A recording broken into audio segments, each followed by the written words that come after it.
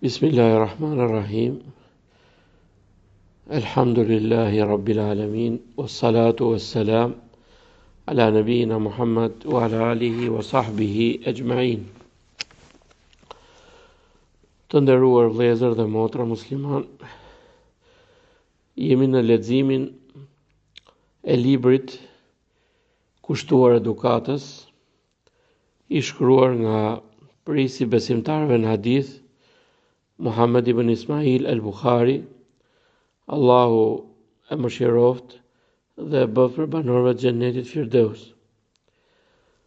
Në këtë temë, në temën e 115 të librit, thot Imam Buhariu, Allahu mëshiroft, inna kulle ma'rufin sadaka. Çdo vepër e mirë është sadaka. Pra çdo vepër e cila konsiderohet e mirë me sheriat dhe me logjikë së bashku, pra një vepër që e don Allahu dhe dërguari i tij, nëse është e vogël apo e madhe, konsiderohet sadaka. Dhe ka sjell hadithin nga Xhabir ibn Abdullah, Allahu qoftë i kënaqur prej tij, transmetohet se pejgamberi sallallahu alaihi wasallam ka thënë: kullu ma'rufin sadaka. Çdo vepër e mirë është sadaka. Që kjo fjalë, që është një rregull i madh, na mëson ne që sadakaja nuk është e kufizuar vetëm në dhënien e pasurisë, por sadakaja është çdo vepër e mirë, e vogël apo e madhe, që bën njeriu. Dhe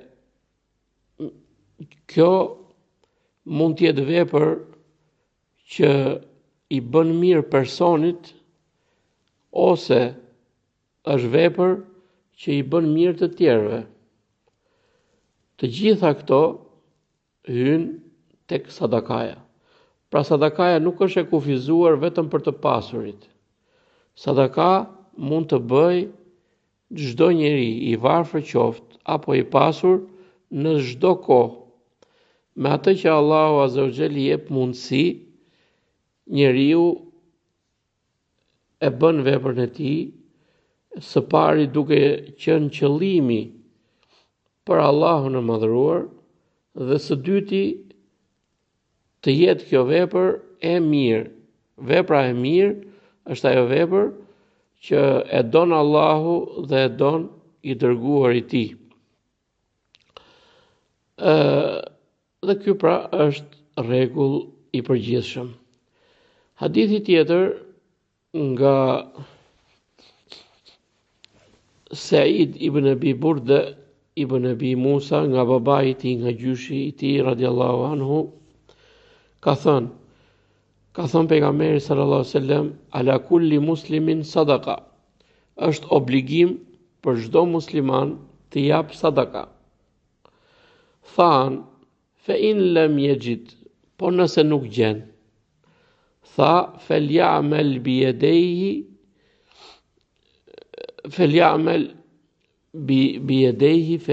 fa yanfa nafsuhu wa yatasaddaq. Le të punoj me duart e tij dhe t'i bëj dobi vetes së tij dhe t'i jap sadaka.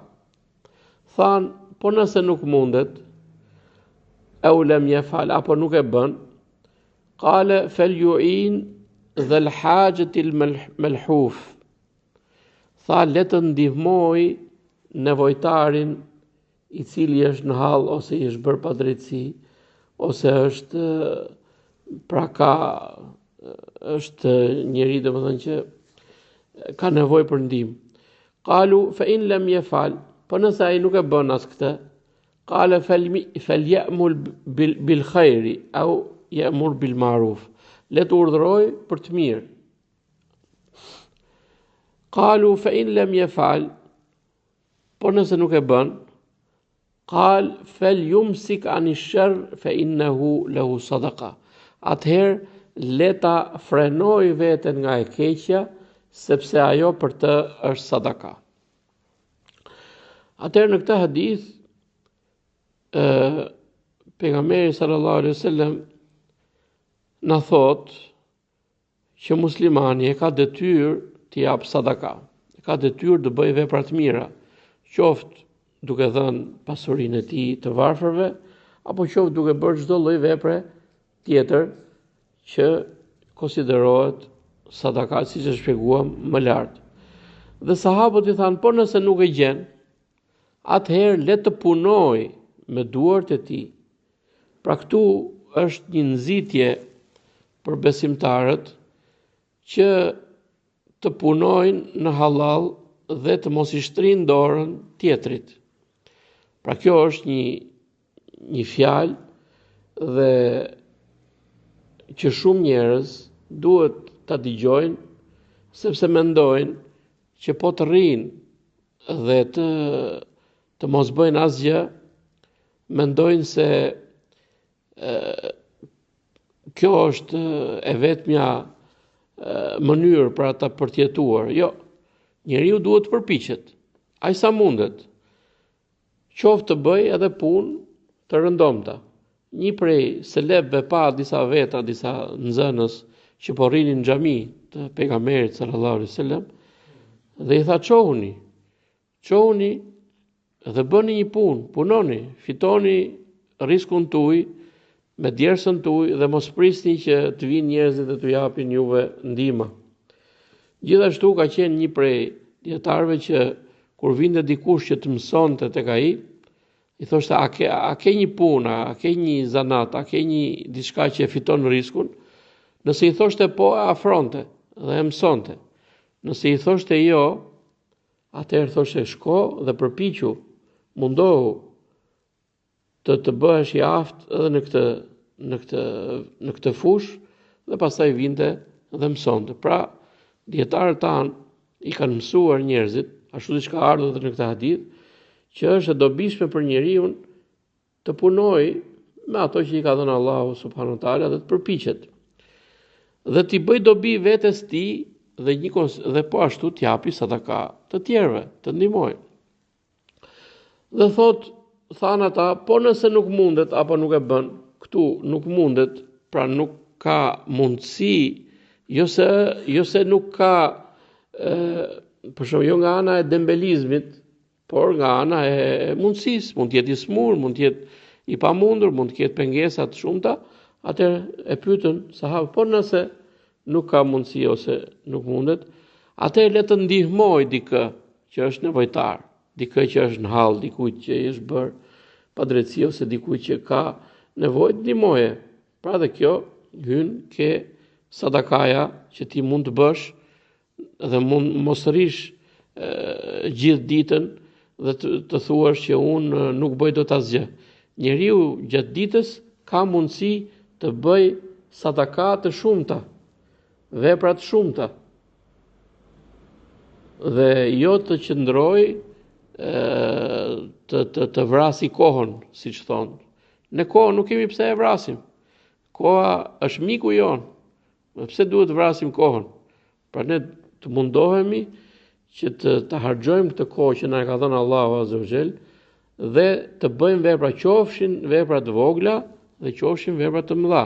E rëndësishme është që ne të kemi qëllimin përpara se ta veprojmë. Qëllimi jon të jetë për Allahun. Shumë njerëz mund ta bëjnë një punë, por nuk e kanë qëllimin, nuk e kanë niyetin. Pa niyet ajo nuk pranohet. Pra duhet ta bësh për hir të Allahut Azza wa Jall dhe ta bësh që është vepër e mirë. Atëherë kjo shpërblehet. Pra duhet të jesh i vëmendshëm në punën e tua. Nëse ti futesh në det edhe del, ti vetëm sa je freskuar, por nëse futesh në det dhe ke niyetin për të marrë abdes apo gusël, ti mund të falesh me të mbrapa. Pra niyeti e bëri këtë quhet gusël dhe niyeti e bëri këtë që të quhet freskim dhe nuk mund të falesh dot. Pra niyeti është ai që e bën dallimin. Siç thot pejgamberi sallallahu alajhi wasallam, innamal a'malu binniyat, pra punët janë sipas qëllimeve. Pra punët vlerësohen dhe shpërblehen sipas qëllimit. Nëse s'ke qëllim, atëherë nuk vlerësohet dhe nuk pranohet puna.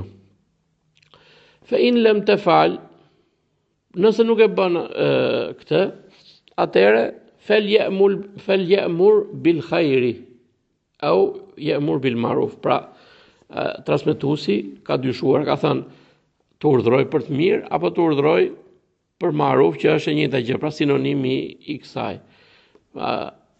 Atëherë kjo tregon që kur ti nuk e mundësi të bësh një punë të madhe, atëherë bëj një që është më poshtë se ajo, mos e lej komplet. Bëj këtë urdhërimin për të mirë, mëso diçka njerëzve të mirë, thuaj një fjalë të mirë, thuaj një fjalë inkurajuese tjetrit, për shembull shikon që është i smur, thuaj inkurajim, ke shpërblim ke Zoti. Pra thuaj ti inshallah do shërohesh, do të vi kjo, pra thuaj fjalë të mira, ti nuk dukesh keq, shpresoj që të shërohesh shumë shpejt. Pra këto fjalë që i thua ti, llogarit bëj niyetin përpara se ti thush. Pra po i thu për hir të Allahut dhe po i thu që personi të marri për mirë dhe të shkojë në pozitivitet, atëherë ti me këtë fjalë që ke thënë, ke marrë shpërblim dhe ke bërë sadaka ndaj vetes dhe ndaj tjetrit. Than fe in lam yafal, po nëse nuk e bën as këtë. Qale fel yumsik ani sharr, le ta frenoj veten nga sherri. Fe inna lahu sadaka, ajo për të është sadaka. Pra, të paktën frenoje veten, mos bëj keq kujt. Sepse nëse ti e bën këtë, edhe kjo për ty është sadaka. Pra ti nëse do t'i bësh keq dikujt, por e frenon veten nga frika për Allahut, do thuaj që jo, nuk do ta bëj këtë gjë, atëherë e ke vepër të mirë dhe e ke sadaka. Po të shikoni në këtë hadith, është durimi që duhet të ketë dietari në këtë rast, është i dërguari Allahut sallallahu alaihi wasallam me njerëzit kur i bëjnë pyetje mas pyetje. Dhe jo ti ofendoj dhe jo ti shaj njerëzit, siç ndodh rëndomt në shumë nga personat që etiketohen sot si hoxhallar, përveç atë që i ka mëshiruar Allahu i madhruar. Padyshim që ka dhe njerëz që nuk e bëjnë këtë, por kemi vënë re, kemi parë që ka disa njerëz kur tjetri i bën një pyetje që me të parën e ofendon, jo më ti bësh pyetje mas pyetje. Domethënë, edhe nëse do bëhet një pyetje e tillë dhe mas pyetje, do t'i shikosh që ti nuk di të bësh asgjë, ti sa herë që të them unë një diçka, ti thua nuk e bëj. Çfarë jeti që nuk e bën? Pra, njerëzit janë gati që ta ofendojnë tjetrin, ta shajnë. Kurse i dërguari Allahut sallallahu alaihi wasallam na udhëzon që të jemi të durueshëm me njerëzit dhe t'i japim përgjigje dhe t'i kthejmë ashtu siç urdhron Allahu dhe i dërguari i tij, që njerëzit të përfitojnë edhe në ato veprimet, ato gjërat që ata kanë mundësi, ose në atë që ata nuk kanë mundësi, ti japësh udhëzimin e drejtë. Hadithi tjetër nga Abu Dharr al-Ghifari radhiyallahu anhu akhbarahu annahu sa'ala Rasulullah sallallahu alaihi wasallam. Abu Dharr al-Ghifari, Allahu qoftë i kënaqur prej tij, e ka pyetur të dërguarin e Allahut sallallahu alaihi wasallam, ayul amali afdal, cila punë është më e mirë? Qala imanun billah wa jihadun fi sabili, besimi në Allahun dhe xhihadi në rrugën e tij. Qala fa ayu riqabi afdal, cili rob, pra lirim nga robëria është më i mirë? Qala aghlaha thamanan wa anfasuha inda ahliha, më e shtrenjta në çmim dhe më e çmuara ke pronarët e saj. Qala ara'aita in lam af'al, po sikur unë mos ta bëj këtë gjë, mos kem mundësi ta bëj. Qala tu'inu da'ian au tasna'u li akhraq, të ndihmosh një fukara ose në një transmetim tjetër sanian, një zanatçi, apo ti bësh punën një personi i cili është pa zanat, nuk di të punoj. Qala ra'aita in lam af'al, po sikur mos ta bëj këtë, qale tad'u an-nase min ash-sharr, ti lësh njerëzit nga sherri ti pengosh veten të bësh sherr njerëzve, fa innaha sadaqatun tatasaddaqu biha ala nafsik, sepse ajo është sadaka që ti i adhuron vetes tënde. Këtë hadith e kemi shpjeguar në mësimin e kaluar, kështu që le të kthehen në mësimin e kaluar. Hadithi tjetër nga Abu Dharr al-Ghifari radhiyallahu anhu ka thënë: "Qila ya Rasulullah, dhahaba ahlu ad-duthuri bil ujur." Thot Abu Dharr radhiyallahu anhu, i është thënë të dërguarit Allahut sallallahu alaihi wasallam, shkuan pasanikët me shpërblim, pra ikën larg, pra si të thuash, shkuan na e kaluan. Pra kjo tregon që ata bënin gara me njëri tjetrin për të vepruar vepra të mira. Thanë disa prej sahabëve, pasanikët na e kaluan ne, ikën me shpërblim. Yusalluna kama nusalli, falen siç ne falemi, o yasumuna kama nasum, agjërojnë siç agjërojmë ne, o yatasaddaquna bifuduli amwalihim, dhe japin sadaka me atë që tepron nga pasuria e tyre. Pra, ishte një shqetësim i disa për sahabëve fukarej, të cilët pan shokët e tyre të pasur, të cilët përveç se bënin vepra që ata i bënin, siç është namazi, agjërimi, ata bënin një diçka që këta nuk e bënin dot, që ishte sadakaja me pasuri, dhe u ankuan ke pejgamberi sa selam që duam edhe ne t'i arrijmë ata. Pra kjo tregon për garat e mira dhe garimin që bënin për të bërë vepra të mira dhe për të afruar ke Zoti i botëve. Atëherë pejgamberi sa selam i mësoi që nuk është vetëm kjo mënyrë për të bërë sadaka. Mënyra dhe rrugët për të bërë sadaka janë të shumta. Atëherë i thot: "Eleyse qad ja'ala Allahu lakum ma tatasaddaqun", a nuk ka bërë Allahu juve çfarë të jepni sadaka? Inna bi kulli tasbihatin wa tahmidatin sadaqa. Çdo tasbih dhe çdo fjalë alhamdulillah tahmid është sadaka. Pra në dhikri që bëni ju, thoni subhanallah, alhamdulillah, la ilaha illallah, Allahu akbar, të gjitha këto dhikr, të gjitha ato që bën, leximi i Kuranit, të gjitha janë sadaka. Pra nuk është vetëm sadakaja kjo, sadakaja është fush e gjerë. Wa buduj ahadikum sadaka, dhe marrëdhënia që bën burri me gruan e njërit prej jush është sadaka. Atëherë kjo i çuditi sahabët, sepse ato ishin mësuar që ta bësh një vepër të mirë duhet të kalosh një vështirësi, pra duhet të kalosh një mundim që ta arrish. Por kjo qeka që ti edhe duke arritur kënaqësi, që është një nga kënaqësitë e kësaj bote, që njerëzit martohen dhe lidhen burri me grua, dhe në marrëdhënien e tyre ka sadaka. Atëherë ishte e habitshme kjo gjë, sepse bërja e veprave të mira qeka edhe me duke u lodhur, po qeka edhe kur ti kur arrin kënaqësitë e tua. Atëherë pejgamberi sallallahu alajhi wasallam thon sahabët: "E fi shahwatihi sadaka", pra në kënaqësinë e tij ka sadaka, pikpyetje. Atëherë pejgamberi sallallahu alajhi wasallam thot: "Law wada'a fil haram alaysa kana alayhi wizr", qofse ky do të shkonte dhe do të bënte marrëdhënie haram, a nuk do të kishte ndëshkim dhe gjunah për të? Pra siç e morëm në hadithin e mëparshëm, kur ti e frenon veten nga sherri, kjo është sadaka. Pra ti nëse e frenon veten nga zinaja, nga imoraliteti, atëherë ti ke shpërblim, sepse nëse do shkosh në zina dhe në imoralitet, atëherë ke gjuna. Atëherë tha: "Fakadhalika in wada'a fil halal kana lahu ajr." Pra e njëjta gjë ai nëse e bën këtë veprim në halal dhe në diçka të lejuar, atëherë për këtë ka shpërblim. Prandaj këtu njeriu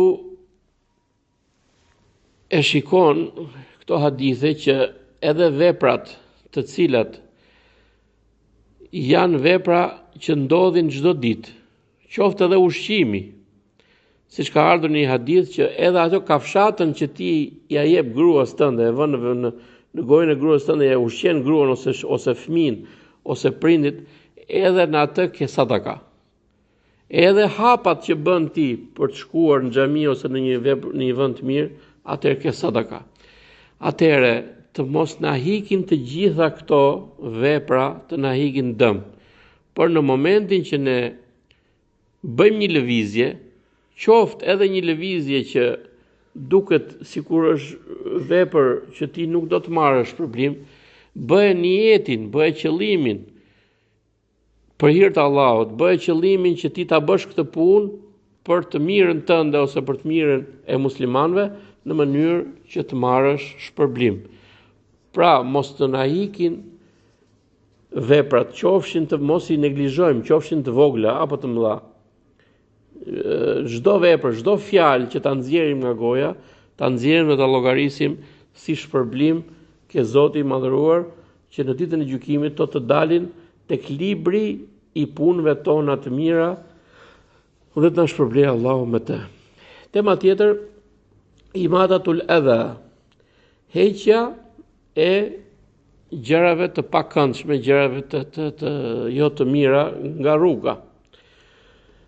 Kjo temë që është sjell nga Imam Buhariu na tregon që feja islame i jep rëndësi pastërtisë, i jep rëndësi ndihmës së të tjerëve, i jep rëndësi ambientit, pra njeriu kur dëshiron që të eci ose që të jetojë ose të ulet në një vend të pastër, në një vend që mos ketë erëra të këqija, mos ketë gjëra të papastra ose gjëra që mund të rrëshkasin dhe mund të vritet ose gjëra që mund të shkaktojnë ndotje, atëherë ashtu duhet sillet edhe me të tjerë të vendin ku njerëzit kalojnë. Dhe na ka nxitur Islami që ne ta mbajmë vendin tonë të pastër. Shumë veta habiten kur shikojnë disa vende evropiane që nuk ka gjethe, nuk ka letra nëpër tokë ose nuk ka gjëra të këqija, thotë shikohet as të përparuar. Po pse mos jemi dhe ne të përparuar të ndjekim rrugën e pejgamberit sallallahu alaihi wasallam? Pse harrohen nga muslimanët që të zbatohet feja e Zotit dhe të jemi të përparuar si në këtë botë, në botën tjetër, domethënë në të gjitha fushat, muslimanët kanë mundësi që të jenë përpara të tjerëve, sepse i ka mësuar Allahu Azza wa Jall dhe i dërguar i Tij i ka mësuar çdo të mirë. Prandaj mos të habiten, por të lexojnë hadithet e pejgamberit sallallahu alaihi wasallam. Atëherë ka sjell Imam Buhariu hadithin nga Ebi Barzata al-Aslami radhiyallahu anhu, i cili ka thënë: "Qultu ya Rasulullah, dullali ala amalin yudkhiluni al-janna." Qala amati al-adha an tariq an-nas.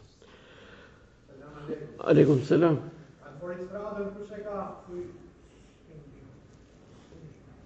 Sa kemi ne? Atëherë, thotë nga Ebu Barzat al-Aslami, që ta dini është një sahab i nderuar që Islami i tij është i hershëm, ka pranuar Islamin herët dhe ka qenë në 7 betejë me pejgamberin sallallahu alaihi wasallam dhe ka vazhduar të jetojë punë mas pune derisa ka arritur vitin 64 ose 65 të hijretit dhe është nga sahabët e nderuar. Megjithatë, me gjithë këto vepra madhështore që ka bërë ky sahab, ishte i përmalluar të bënte punë që do ta fusin atë në xhenet. Dhe i thot: "O i dërguari i Allahut, më oriento, më mëso një punë që do të më fusi mua në xhenet." Atëherë pejgamberi sa ka thënë: "Emitil adha an tariqin nas." Largo të këqijat, largo vështirësitë, largo gjërat që i lëndojnë në rrugën e njerëzve. Pra kjo tregon për vlerën që ka kjo vepër.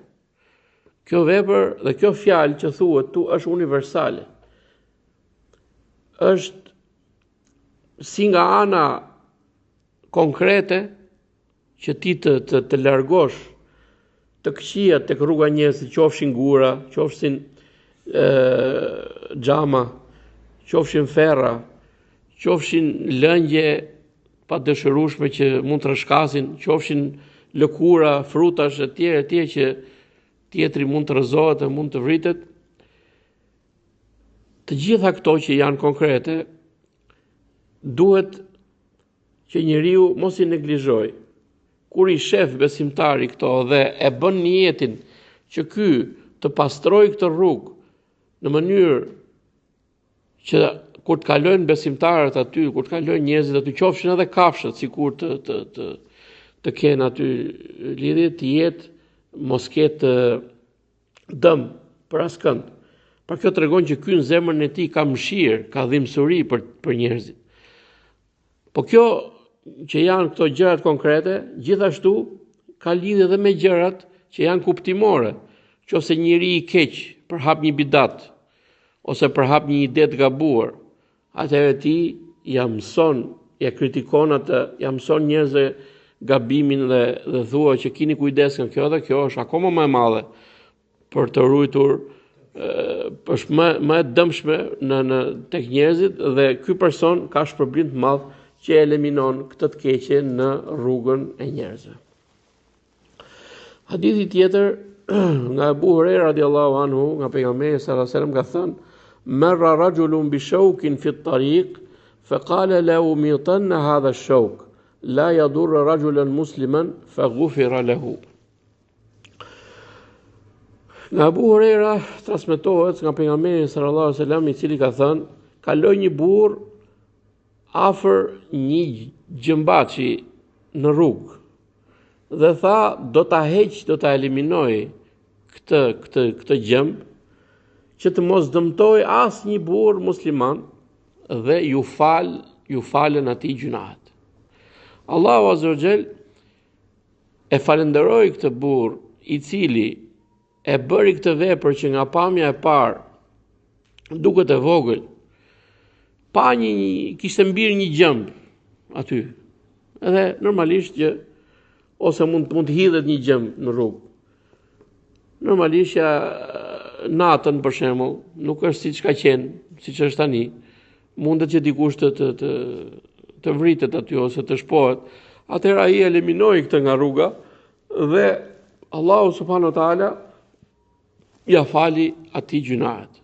Pra derisa kjo vepër bëhet shkak që Allahu t'i fali gjunahet dhe të fusi Zoti i Madh në xhenet, atëherë nuk duhet neglizhuar. Siç ka ardhur në hadith që imani është 73 deg dhe një prej tyre është të eliminosh, të azgjeshosh ose të heqësh papastërtitë dhe të gjërat e këqija nga rruga. Dhe hadithi i fundit për këtë mësim, hadithi i Ebu Dher el-Ghifarit radiallahu anhu, i cili ka thënë i dërguari Allahu sallallahu alaihi wasallam: "Uridat alayya a'malu ummati", më janë paraqitur mua punët e umetit tim, popullit tim, të mirat dhe të këqijat e tyre, hasanuha wa sayyi'uha. Fa wajadtu fi mahasin a'maliha anna al-adha yumatu an at-tariq. Dhe gjeta në veprat e tyre të mira që të hiqet ajo vështirësia nga rruga ose gjërat e pakëndshme, ato që shqetësojnë nga rruga.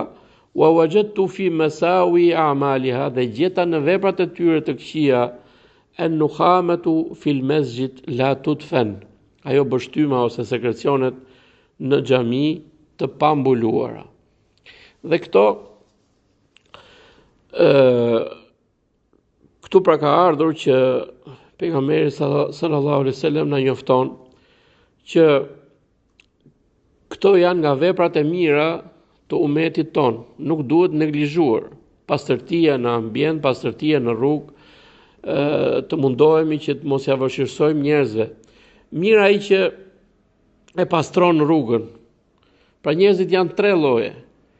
Është ai që e pastron ose eliminon dëmet në rrugë, është ai që është neglizhent, i shikon dhe nuk bën asgjë, Dhe është edhe i tjetri ai që i shkakton këto probleme. Pra, normalisht që kur ti i heq dhe kesh problem, ai që i hedh ka gjuna.